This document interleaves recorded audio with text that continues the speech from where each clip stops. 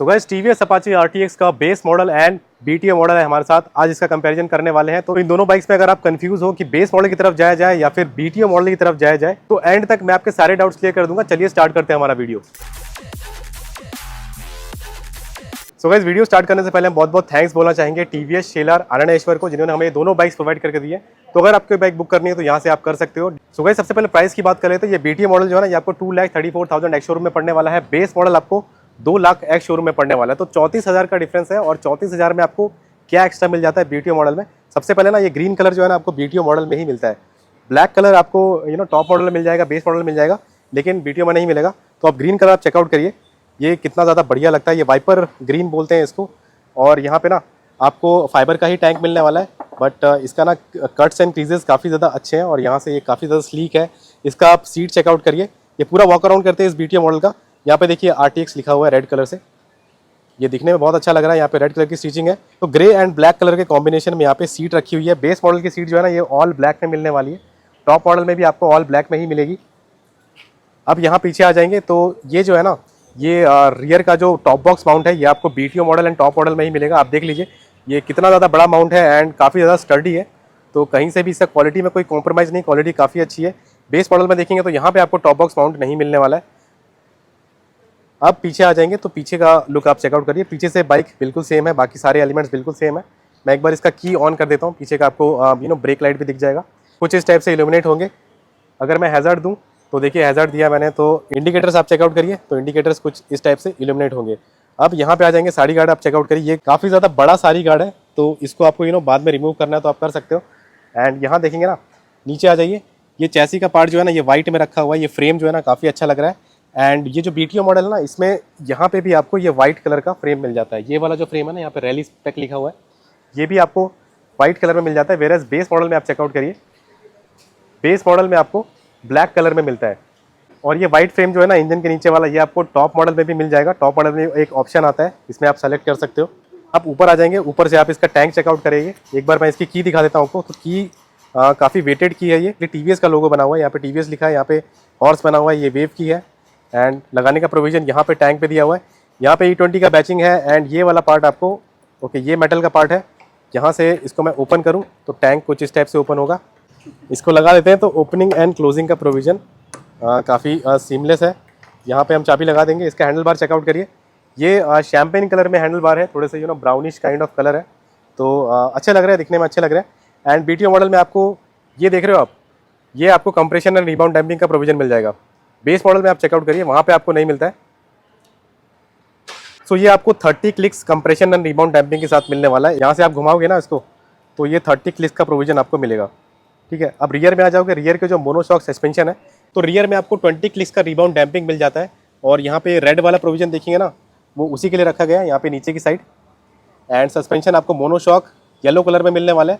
Base model में आप checkout करिए, बेस मॉडल में भी वही वाले सस्पेंशन है सेम, बट वहाँ पे आपको रिबाउंड डैम्पिंग का प्रोविजन नहीं मिलेगा। सो 180 mm का ट्रैवल आपको मिल जाता है फ्रंट एंड रियर में।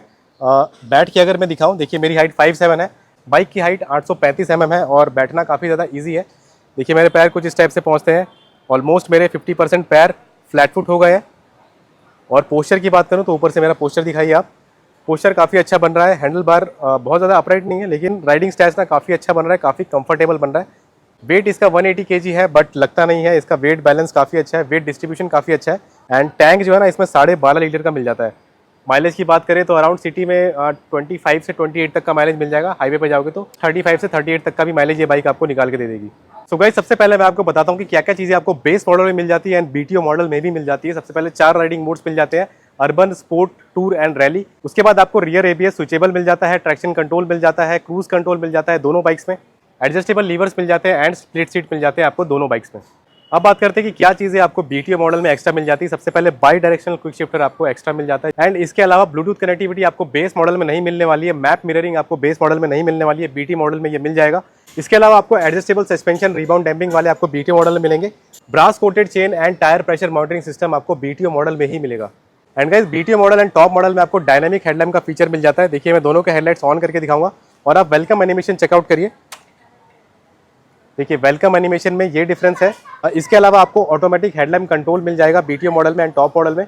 इसका मतलब क्या होता है कि आउटर लाइटिंग कंडीशन के हिसाब से लोअर बीम एंड डीआरएल का इंटेंसिटी हेडलाइट ऑटोमेटिक एडजस्ट कर लेता है। आप बीटीओ मॉडल में देखेंगे तो अभी आपको डीआरएल जलता हुआ दिखेगा एंड लोअर बीम आपको जलता हुआ नहीं दिखेगा। वेयर बेस मॉडल में आप देखिए यहाँ पे आपको डीआरएल प्लस लोअर बीम आपको जलता हुआ दिख जाएगा। ठीक है, बीटीओ मॉडल के हेडलैम्प ने ऑटोमेटिक डिटेक्ट कर लिया कि ये डे टाइम है, तो डे टाइम के हिसाब से डीआरएल ऑन करके रखा है एंड लोअर बीम ऑफ करके रखा है।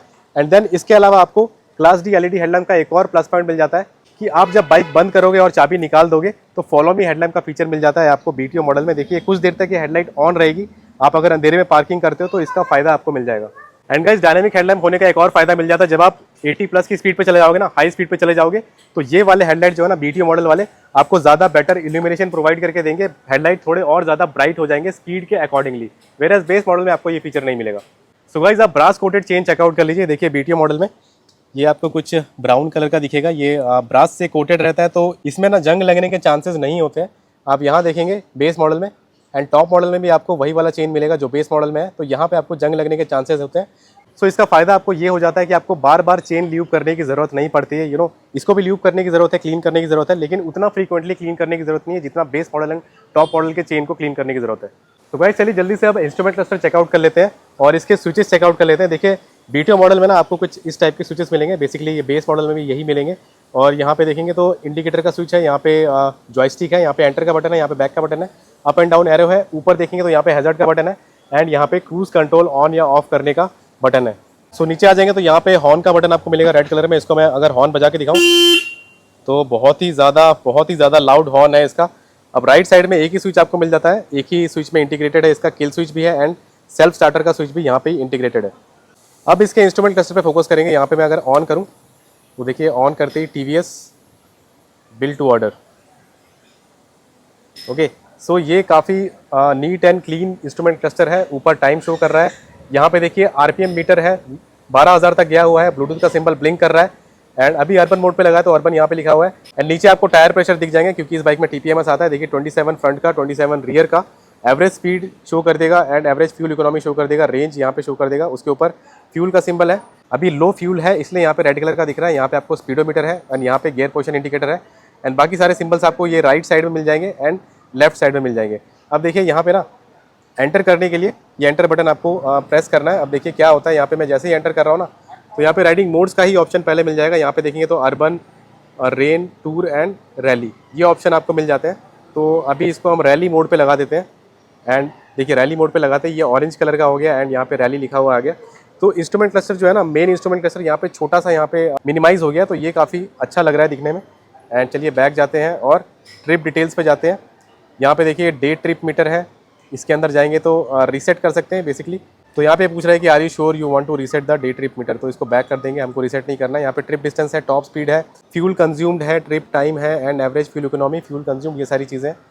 टॉप स्पीड भी था, बैक जाएंगे। ट्रिप ए है तो इसके अंदर जाएंगे तो यहाँ पे trip distance, trip time, top speed, fuel consumed, average fuel. Okay, तो ये सारी चीज़ें ही हैं।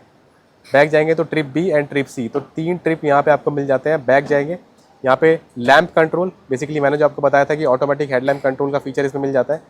तो यहाँ पे आप इसको ऑटो भी रख सकते हो या फिर ऑफ भी रख सकते हो। सो अगर आपको वो वाला फीचर नहीं चाहिए, वो डीआरएल और लोअर बीम का इंटेंसिटी आपको लो और डिम नहीं करना है एम्बिएंट लाइटिंग सेंसर के अकॉर्डिंगली, तो वो वाला फीचर आप यहाँ से ऑफ भी कर सकते हो। हेडलैम्प का इंटेंसिटी यहाँ से आप ऑटो पे रख सकते हो या फिर ऑफ भी कर सकते हो। बेसिकली आप जब हाई स्पीड पे जाओगे ना तो वो ज़्यादा आपको इल्यूमिनेशन प्रोवाइड करने चाहिए या फिर नहीं करने चाहिए, वो वाला फीचर है ये।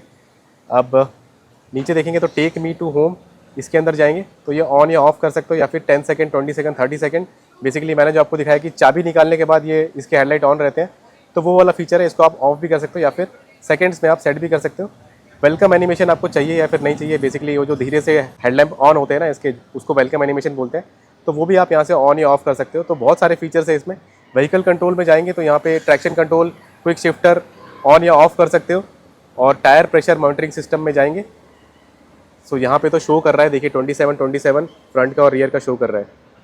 अब बैक जाते हैं, बैक जाने के बाद यहाँ पे कनेक्टिविटी में पेयर डिवाइसेस, इसके अंदर जाएंगे तो आप यहाँ से अपना डिवाइस पेयर कर सकते हो and then do not disturb भी कर सकते हो। बेसिकली आप कॉल एंड एसएमएस अलर्ट यहाँ पे आपको अगर नहीं चाहिए तो यहाँ से आप डीएनडी भी एक्टिवेट कर सकते हो।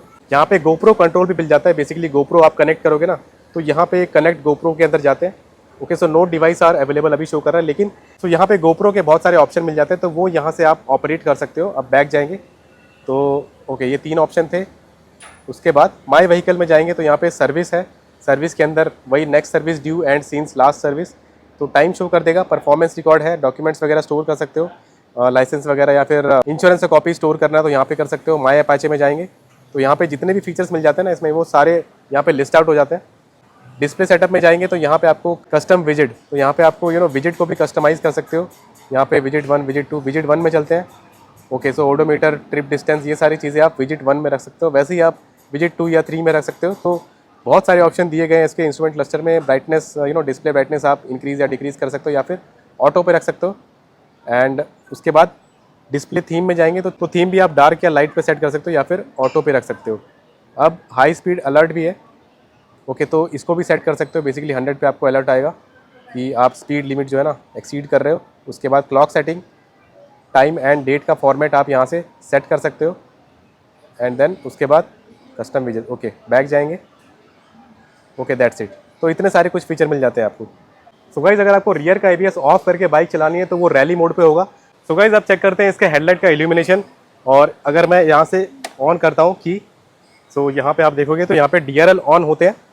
एंड अगर मैं इसको ऑन करूँ, सेल्फ स्टार्टर दूँ, तो देखिए ये लोअर बीम है, ये हायर बीम है एंड दिस इज पास। सो अब इसका एग्जॉस्ट भी चेकआउट कर लेते हैं।